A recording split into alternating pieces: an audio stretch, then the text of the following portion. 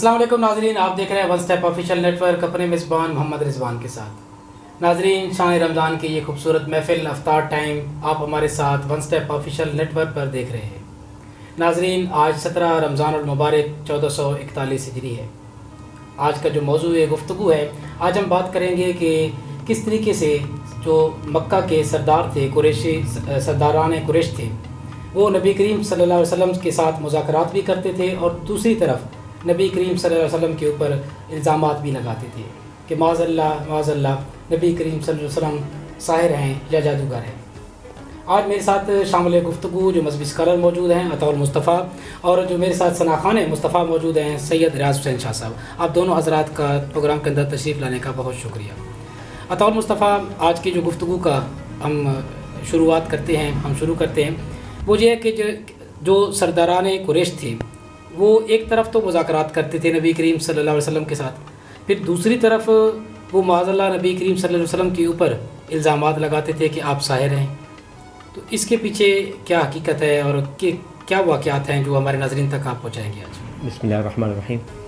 اس سے پچھلے پروگرام میں بھی ہم یہ بات جان چکے کہ کس طرح وفود کی شکل میں وہ تجاویز لے کر آتے یا بس اوقات وہ مطالبات لے کر آتے، حجت بازیاں کس طرح کرتے، نبی کریم علیہ السلام سے ان کا جو انداز تکلم تھا وہ کیسا تھا۔ اب یہ دو مختلف طرح کے ان کے رویے تھے، ایک طرف وہ سید عالم سے بات کر رہے تھے اور دوسری طرف نبی کریم علیہ السلام کے خلاف پورے جزیرہ عرب میں وہ ایک پروپیگنڈا وار کھیل رہے تھے۔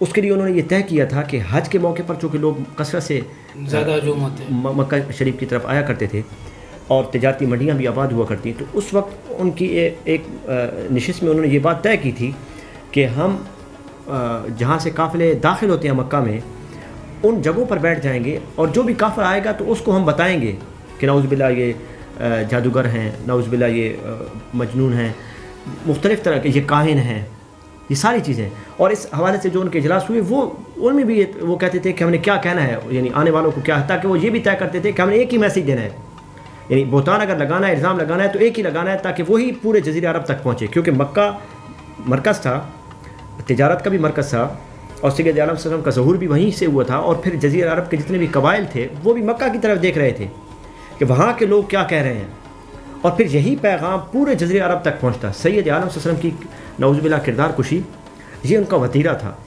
وہ ہر قافلے کو یہی پیغام دیا کرتے، اور یہی وجہ ہے کہ جو صحابہ کرام باہر سے تشریف لائے انہوں نے آ کر یہ بتایا کہ یا رسول اللہ علیہ وسلم ہمارے قبیلے میں ہمارے لوگوں تک جو بات پہنچی ہے وہ یہ ہے کہ آپ نعوذ باللہ جادو کرتے ہیں، آپ کہانت کرتے ہیں، یعنی یہ چیزیں آ کے صحابہ کرام بتائے۔ حضرت عمر بن عتبہ السلمی رضی اللہ تعالیٰ عنہ یہ قبیلہ سلمی سے تعلق رکھتے تھے، اور ان کو سید عالم صلی اللہ علیہ وسلم کا انتظار اتنی شدت سے تھا کہ یہ کئی دفعہ مکہ کے بعثت نبی سے پہلے چکر لگا چکے تھے کہ حضور کا ظہور ہوا یا نہیں ہوا، اور آپ اتنے شدت سے عاشق تھے سید عالم کے کہ سید عالم کی بعثت سے پہلے جن دنوں میں آپ مکہ کا چکر نہیں لگا سکتے تھے ان دنوں میں آپ اپنے جو گھر تھا وہاں سے جو راستہ گزرتا تھا جہاں سے مکہ کے قبائل قریش کے تجارتی قافلے گزرا کرتے وہاں آپ بیٹھ جایا کرتے، صبح سورج نکلتا آ کر بیٹھ جاتے، شام ڈھلنے تک بیٹھے رہتے، جو بھی قافلہ گزرتا اس سے پوچھتے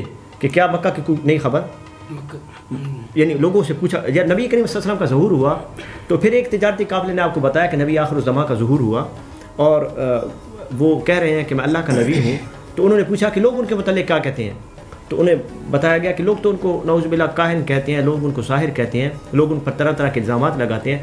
حضرت عمر بن عتبہ السلمی یہ سننے کے بعد انہوں نے رخت سفر باندھا اور مکہ پہنچ گئے۔ اب سید عالم تک پہنچنے کا ان کے لیے بڑا مشکل تھا، حضرت ابو ذر غفاری کی طرح وہ بڑی مشکل سے نبی کریم علیہ السلام تک پہنچے، دار ارقم جہاں پر سید عالم ایک گھر میں لوگوں کو دین کی دعوت دیتے۔ وہاں جب حضور کے سامنے پیش ہوئے تو سید عالم کو انہوں نے صورت حال بتائی کہ یا رسول اللہ جزیرہ عرب میں آپ کے متعلق لوگ یہ کہتے ہیں۔ حضور سے پھر انہوں نے پوچھا یا رسول اللہ آپ جس دین کی دعوت دیتے ہیں اس کا کیا پیغام ہے، تو حضور نے فرمایا کہ دین کا پیغام یہ ہے کہ تم رشتوں کو جوڑو، پھر پیغام یہ ہے کہ خون ریزی سے اجتناب کرو، پھر پیغام یہ ہے کہ لتا من السبیل کے راستوں کو پرامن بناؤ، یعنی وہ جو معاشرے کے مسائل تھے وہ سید عالم صلی اللہ علیہ وسلم نے ان کے سامنے رکھے. دیکھو خون ریزی بڑھ رہی ہے, اس کو روکو. رشتوں کا احترام نہیں ہے, وہ احترام کیا جائے, اور راستوں کو پرامن بنایا جائے. قافلے گزر نہیں سکتے لوگوں کی ڈاکہ زنی کی وجہ سے. اس کے بعد سید عالم نے فرمایا کہ رب کائنات نے مجھے یہ پیغام دیا ہے کہ اس کی وحدانیت کا اقرار کرو, اس کے ساتھ کسی کو شریک نہ ٹھہراؤ, اسی کی عبادت کرو. اب یہ محبت بھرا پیغام حضرت عامر بن عتبہ السلمی کو دینے کے بعد سید عالم نے فرمایا کہ اب تم اپنے قبیلے میں واپس چلے جاؤ.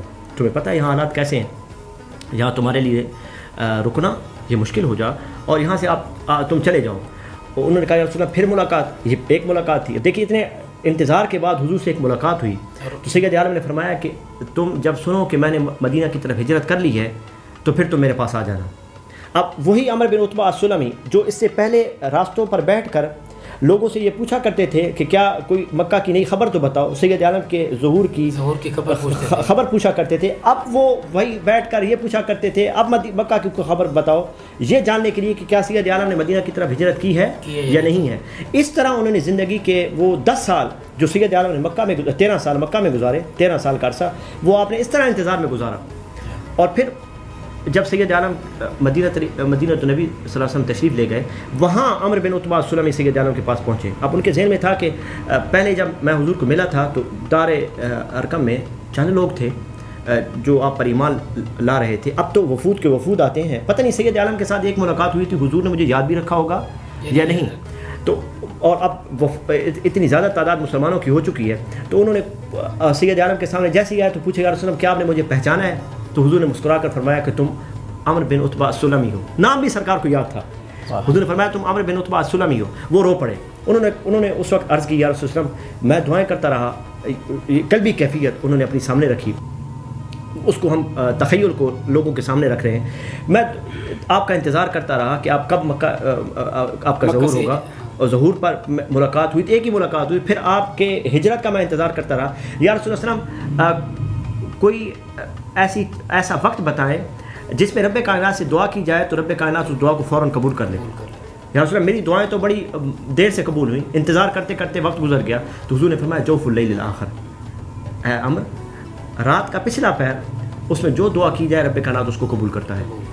تو اس طرح حضور تک پہنچنے والے ایک ایک کر کے پہنچا کرتے, تہجد کا وقت ہوتا ہے وہ وقت. اب یہ ایک تو پیغام سید عالم کے متعلق جو جزیرہ عرب میں جا رہا تھا, وہ اس دور کا جو میڈیا تھا, اس وقت دور کی جو پروپیگنڈا وار تھی, وہ نعوذ باللہ کردار کشی پر مبنی تھی. حضور کی وہ کردار کشی کرتے, سید عالم کے متعلق طرح طرح کے الزامات لگاتے اور قافلوں کو بتایا کرتے تاکہ ہر گھر میں سید عالم کے متعلق جو خبر پہنچے تاکہ وہ ایک غلط انداز سے وہ خبر پہنچائی جائے. اور دوسری جانب وہ کیا کرتے, وفود کے وفود حضور سے ملا کرتے. مثلا ایک وقت آیا سید عالم کے پاس ملا اور انہوں نے کہا کہ ہم پھر کچھ نئی تجاویز لے کر آپ کے پاس آئے ہیں. حضور نے فرمایا بتاؤ. انہوں نے کہا کہ اس طرح کرتے ہیں کہ ہم 1 سال طے کر لیتے ہیں کہ آپ ہمارے ساتھ مل کر ہمارے خداؤں کی عبادت کریں, پھر 1 سال ہم آپ کے ساتھ مل کر آپ کے خدا کی عبادت کریں گے. اب وہ کہنے لگے کہ اس کا فائدہ یہ ہوگا کہ جب آپ ہمارے ساتھ ہمارے خداؤں کی عبادت کریں گے تو پہلے تو ایک جنگ و جدال کی جو کیفیت ہے, یہ جو تناؤ ہے آپ کے اور ہمارے درمیان, یہ ختم ہو جائے گا. اور پھر دوسرا فائدہ یہ ہوگا کہ جب آپ ہمارے ساتھ ہمارے خداؤں کی عبادت کریں گے, اگر ہمارے خدا سچے ہوئے اور ہمیں جو برکتیں حاصل ہوں گی ہمارے خداؤں کی وجہ سے وہ آپ بھی حاصل کر لیں گے. اگلا سال آئے گا ہم آپ کے ساتھ عبادت کریں گے, تو آپ کے خدا اگر سچا ہوا تو آپ پر جو رحمتیں نازل ہوں گی وہ ہمیں بھی حاصل ہو جائیں گی. یہ وحدت ادیان کا تصور انہوں نے آ کر دیا. ہم اکٹھے ہو جاتے ہیں, 1 سال آپ کے خدا کی عبادت, 1 سال ہمارے خدا کی عبادت. نبی کریم صلی اللہ علیہ وسلم نے وحی کا انتظار کیا.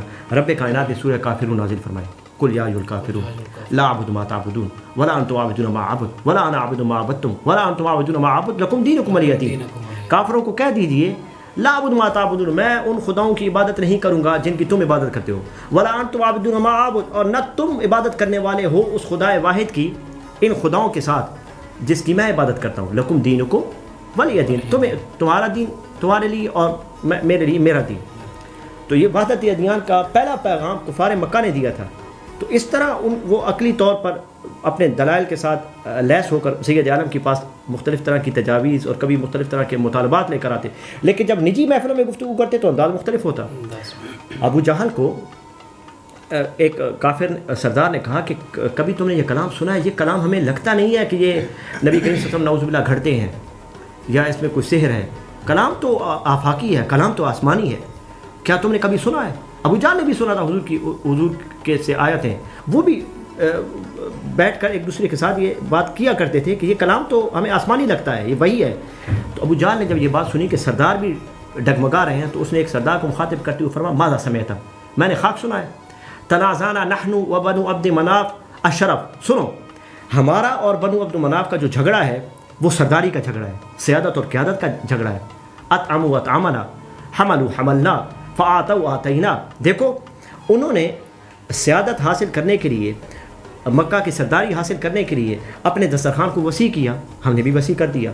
انہوں نے لوگوں کے بوجھ اٹھانا شروع کیے، ہم نے بھی اٹھانا شروع کیے. یعنی انہوں نے اپنے ڈیروں کو آباد کیا، لوگوں کی مدد کی، لوگوں کے دکھ درد میں شریک ہوئے، صدقہ و خیرات کیا، صرف اس لیے کہ ان کو سرداری حاصل ہو جائے. ہم نے بھی یہ کام کیا.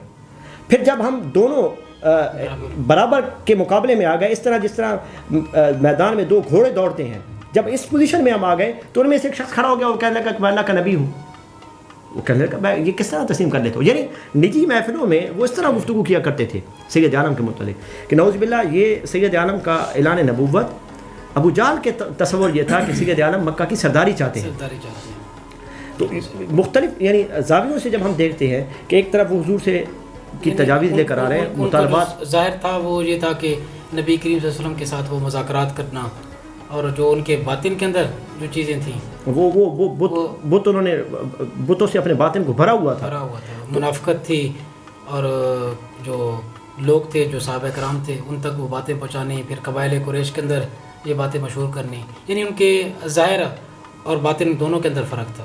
بالکل اسی طرح. اور جو ہم یہ چاہتے ہیں کہ صرف آخری جملہ کہ دیندار جتنی بھی طبقات ہیں جو دینی مزاج رکھتے ہیں لوگ، انہیں موجودہ تناظر میں جتنے بھی مکالمات ہوتے ہیں، جتنے بھی یعنی ڈائلاگز ہوتے ہیں، ان کو دیکھتے وقت یہ جو سید عالم کی سیرت میں یہ جو ہمیں گوشے نظر آتے ہیں ان کو پیش نظر رکھنا چاہیے، اور پھر ان کے لیے حقیقت واقعہ کو سمجھنا آسان ہو سکتا ہے.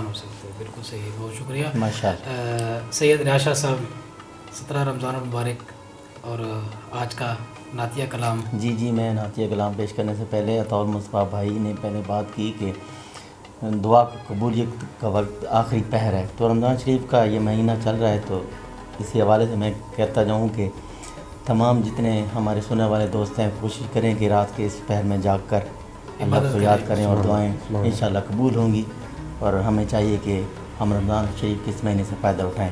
تو میں نعت کے چند اشعار پیش کرتا ہوں. اردو کلام ہے محمد حاکم صاحب کا، اس کے چند اشعار پیش کرتا ہوں، سماعت فرمائیے گا. کہا رب نے محمد سے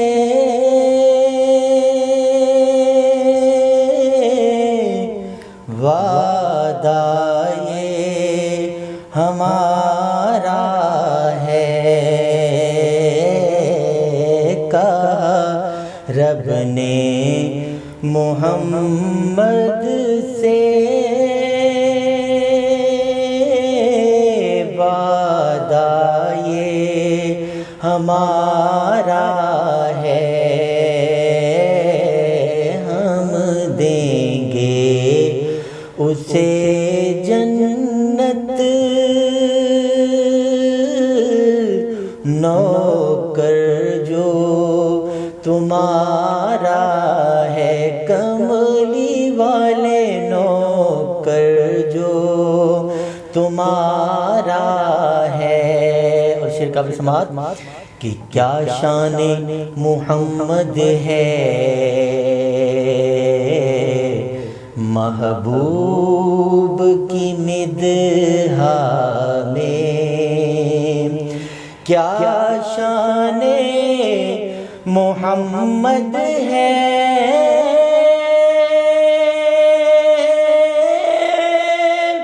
محبوب کی مدحہ میں کیا شان محمد ہے، محبوب کی مدحہ میں اس رب دو عالم نے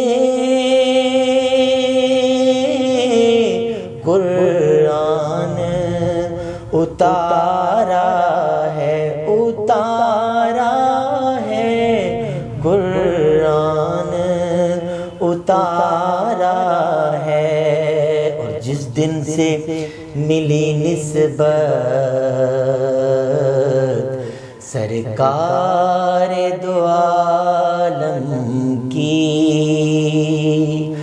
جس دن سے ملی نسبت سرکار دو عالم کی، اس دن سے بلندی پر اپنا تو ستارہ ہے، اس دن سے بلندی پر قسمت کا ستارہ ہے، اور یوسف کے لبوں پر بھی محشر میں یہی ہوگا، یوسف کے لبوں پر بھی محشر میں یہی ہوگا کہ سرکار کے چہرے کا کیا خوب نظارہ ہے، ہم دیں گے اسے جنت نوکر جو تمہارا ہے۔ اور نسبت کے حوالے سے شعر کہ شبیر یہ کہتے تھے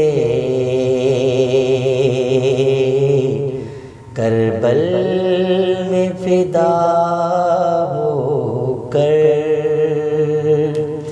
شبیر یہ کہتے تھے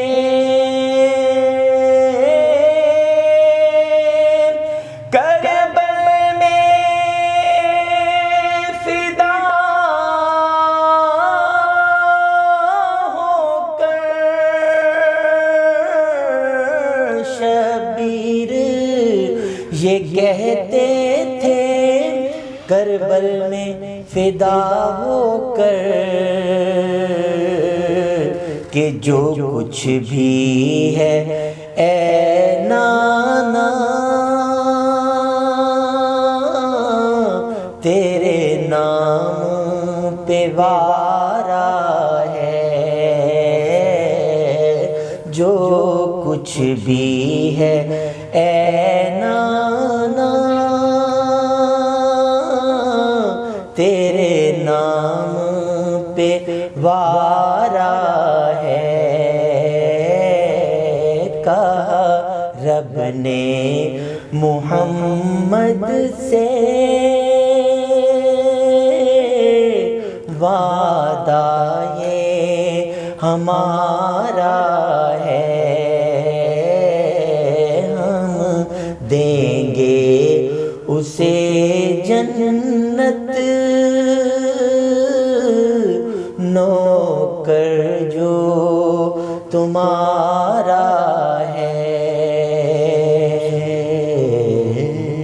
سبحان اللہ، بہت خوبصورت کلام سید ریاض شاہ صاحب، آپ کی آواز بھی خوبصورت ہے اور کلام کی سلیکشن بھی خوبصورت ہے۔